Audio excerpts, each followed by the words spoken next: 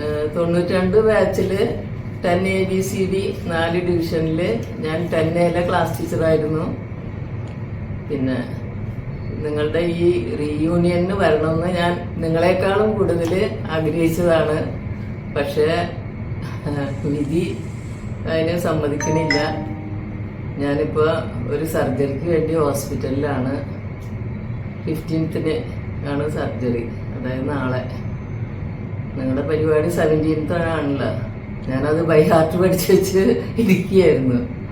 പക്ഷെ correct 15th date കിട്ടിയത്. ഇപ്പോൾ ഹെൽത്ത് കണ്ടീഷനൊക്കെ സർജറിക്ക് അനുയോജ്യമായ ഒരു സമയമാണ്. അപ്പോൾ പിന്നെ നമ്മൾ അതിന് പ്രാധാന്യം കൊടുക്കണ്ടേ. അപ്പം എനിക്കിതൊരു വളരെ മിസ്സിങ് ആണ്.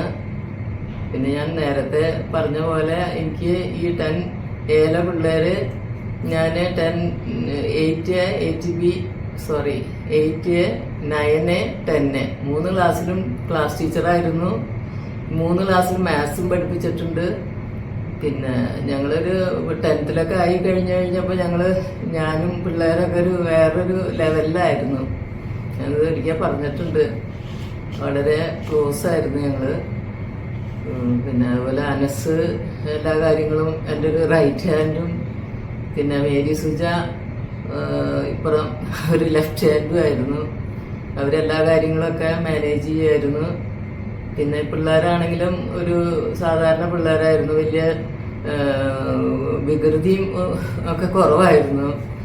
അതുകൊണ്ട് എനിക്ക് ഒരു ബുദ്ധിമുട്ടും ഉണ്ടായിരുന്നില്ല മാനേജ് ചെയ്യാനായിട്ട്. സാധാരണ 10ാം ക്ലാസ്സിലൊക്കെ നമുക്ക് നല്ല ഉണ്ടാവാറുണ്ട് ഡിസിപ്ലിൻ്റെ കാര്യത്തിലൊക്കെ. അപ്പോൾ അങ്ങനത്തെ പ്രശ്നങ്ങളൊന്നും ഞങ്ങൾക്ക് ഉണ്ടായിട്ടില്ല. പിന്നെ ഇവരൊക്കെ നല്ലോണം കോപ്പറേറ്റ് ചെയ്യുമായിരുന്നു. വേറൊരു തമാശ എന്ന് പറയുന്നത് എല്ലാവർക്കും കണക്ക് ഭയങ്കര വിഷമമാണ്.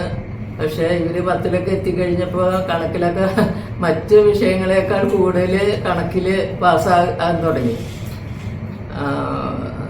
അത് എന്നോടുള്ള ഒരു സ്നേഹം കൊണ്ടും ഞങ്ങൾ തമ്മിലുള്ള ബോണ്ടിങ് കൊണ്ടായിരിക്കണം ഇന്ന് ഞാൻ വിചാരിക്കുന്നത്. അത് നന്നായി ശ്രദ്ധിക്കാനും അത് ഹോംവർക്ക് ചെയ്യാനും വർക്ക് ചെയ്യാനും ഒക്കെ തുടങ്ങി. അതുകൊണ്ട് എനിക്ക് ഇവരോടൊരു പ്രത്യേക മമതയാണ്.